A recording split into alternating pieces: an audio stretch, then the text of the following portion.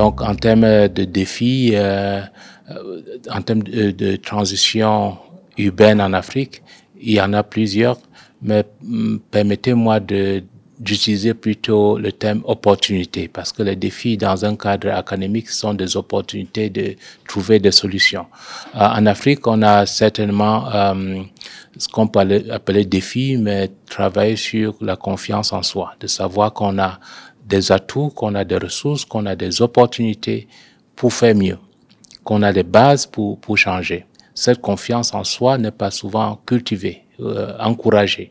Au niveau des étudiants, des enseignants, on préfère aller prendre des exemples d'ailleurs, alors qu'on a autour de nous un passé assez solide, des choses qui peuvent être valorisées.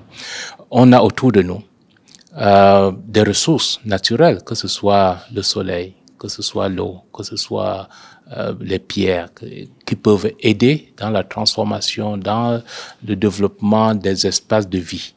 Je ne parle pas de l'habitation, mais de vie, parce qu'il faut mettre l'homme au centre.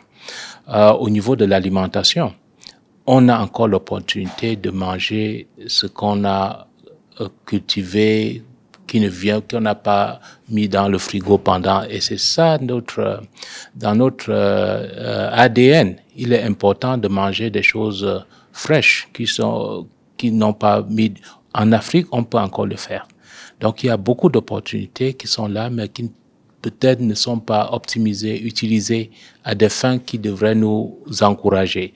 Quand on regarde les formes de développement urbain, l'architecture et autres, le Maroc fait des efforts assez remarquables, mais quand on regarde d'autres pays, on continue à copier des modèles de développement ou des modèles d'architecture qui ne sont pas adaptés au contexte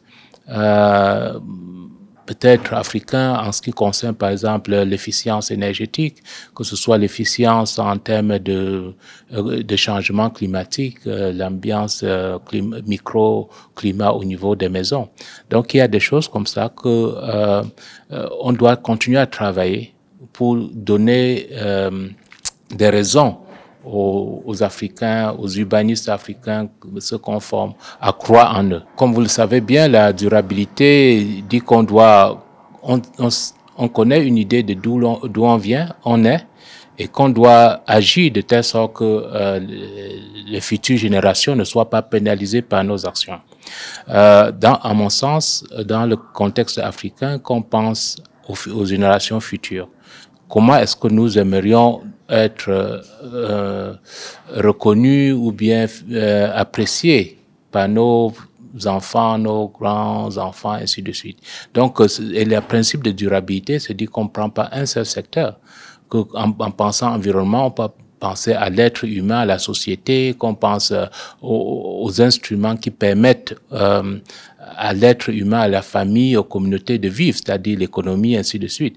Donc, tous ces éléments ne doivent pas être traités de manière séparée.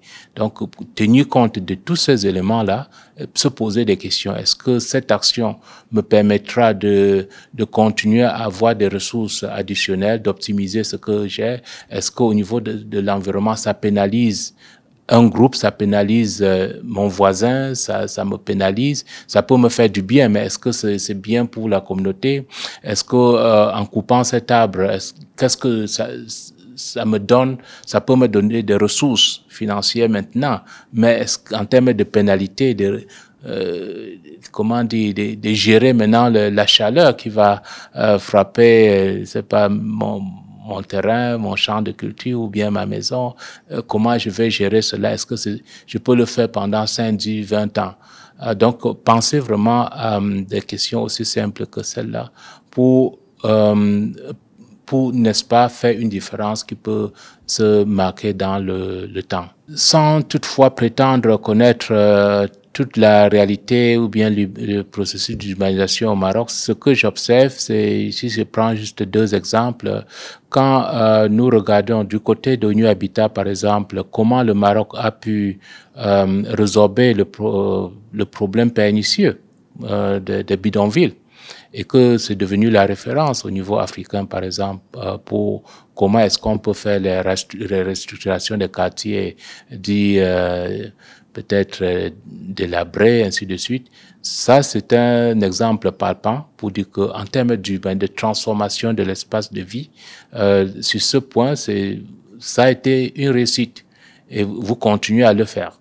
L'autre chose, c'est l'aspect culturel. Vous avez pu maintenir le vernaculaire, les aspects culturels, historiques, ainsi de suite, dans plusieurs interventions urbaines. Quand on regarde le campus, ça, la signature du Maroc, vous n'allez pas voir certaines architectures ici ailleurs qu'au Maroc. Donc, pour être capable de réclamer l'identité culturelle et le transformer au niveau de l'architecture, par exemple, et d'inviter et d'être assez généreux pour inviter d'autres Africains, les jeunes Africains, de venir apprendre. Ici, c'est quelque chose qui projette le Maroc au-delà de ce pays, au-delà du monde arabe, du Maghreb et puis et mondial. Donc, je crois que c'est ce positionnement, cette vision qui va au-delà de soi, commence à faire tâche d'huile et être reconnue et les gens apprécient.